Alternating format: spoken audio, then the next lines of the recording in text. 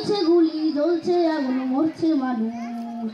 জবাব তোমায় দিতেই হবে মা গো, জবাব তোমায় দিতেই হবে মা।